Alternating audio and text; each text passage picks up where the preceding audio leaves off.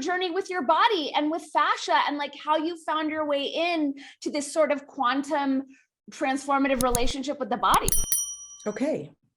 I was 21 and I'd been studying, I was always kind of an embodied person, I think, like loving the body.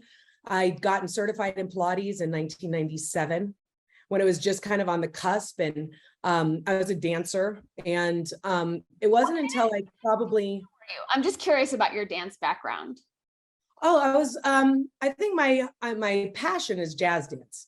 But I didn't like where jazz dance could be expressed. Like I wasn't wanting to go on show boats and do tours and work on Vegas. I really loved conservatory style dance, but I love rhythm and movement. And so I also wanted to be on Broadway, but I didn't have like the Broadway voice. And so that was a legit place to dance. But so I did classical training in ballet. Then I did a lot of jazz through my 20s. And then I would say later 20s, I was in San Francisco and I was doing a lot more kind of contemporary. And I love the movement, but it didn't feed my soul because it just is very more intellectual and heady than it is like sassy and free and, hot. I love them. I love hip hop. I love, these kind of and so those were my backgrounds of what I wanted to do, but I was really deeply restricted by what my body could do. And so I think it was at 2000 maybe, I've been teaching Pilates for a while, and I was also doing psychotherapy for a history of childhood sexual abuse. And I remember at one point going from having no real body awareness to oh my God, something's wrong. And I couldn't put my finger on it. I still don't know, with all of the medical exploration and going to this professional and this, medical doctor and looking at my GI tract and looking at my, I did everything. I can't even think about respiratory tests, and they thought I had, IBS and all of these hit and miss diagnosis, which once you know what fascia is, it makes sense why no one could really touch in on one thing, because fascia is integrated in everything.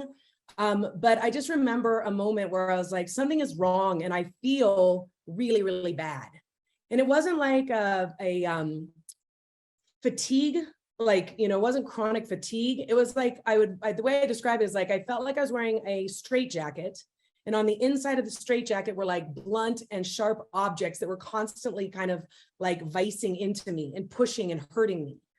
And I was a Pilates teacher. I had studied a lot of anatomy. I had not just studied one style of Pilates, I had studied yoga and all of these different kind of disciplines, thinking that I was going to find this answer. I had, started to dabble into acupuncture at that point, and kind of just what is happening and why am I feeling this? And I started having to just kind of shut out the outside world, because nothing itself was really answering the issue. And so I would spend hours in my studio apartment in San Francisco doing these really basic elemental things that were really triggering my pain, almost using my pain like Hansel and Gretel, stones or pebbles to find my way through. And I'd be if I push here, it is excruciating.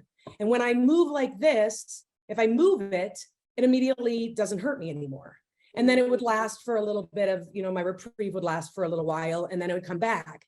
And so pretty soon I was well, I don't want to have to open up my body 30 minutes, an hour, 2 hours, and then the next day it's back again. So I started exploring with techniques and technologies to make permanence was a big deal for me, because I'm I just don't want to have to go out and dance and then I'm back in pain. And so what I started noticing is that a lot of the things that I was taught in all of my anatomical training and all of my dance and all of my fitness was contributing to the symptoms. They would flare up. If I would lift my rib cage, for example, I would be able to run like I was training for a marathon. And if I would actually go to dance class and do a bunch of sit-ups and they'd close my ribs and make me hold my core, I would have flare-ups of asthmatic type, I can't breathe, I'm a 10-pack a day smoker. It was that dramatic. And I'm so something that I'm being taught is hurting me and keeping this, and it's layered in because at the same time, I feel like my body was releasing a lot of the childhood trauma. And so I was able to see that some of this is physical, some of this is emotional, some of this is my body literally trying to purge memories that I didn't have in my brain. And there's a book called, The Body Keeps the Score. And it really does. Like the tissues are holding the template, or it's almost like the narrative. The body it's written on your flesh, right? Your story is written in your flesh. And that became really clear as I was doing this stuff. So anyway, I don't know, was that an extensive that's how I came into it, is just like this desperation to, and I got to go from having like my leg naturally, I didn't have turnout. And all of a sudden I worked with the first quartile and I got 180-degree turnout as a 21-year-old, which in dance, they're like, oh, you're just not born with hips like that. And I'm like, well, yeah, I fucking am. Yeah, I can do this. And then all of a sudden I like did these things and my leg went to like balance chain extensions that my body wasn't naturally like born to do that. But as I started like unlocking these kind of secrets and what fascia is capable of and how it works truly, I was able to get like exponential function out of my body that would have made me more like an Olympiad. Because there are people who drive Lamborghinis and there's people who drive Hondas, right? We have different vehicles and what we can do. But what I was interested in doing was hacking my body that was built like a Honda, but I wanted it to perform like, a Lamborghini. And it was like a really, it's almost like I call the body a divining rod, because what you test it will tell you what is true.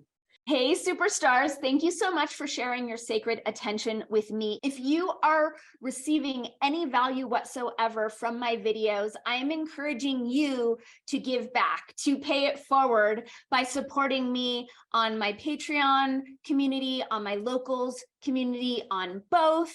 Your support allows me to keep on keeping on and to keep making content like this. It used to be much easier back in the days of a free press, but now given all of the censorship and the shadow banning, it really is challenging for content creators to continue to put out so much work. I'll just speak for myself.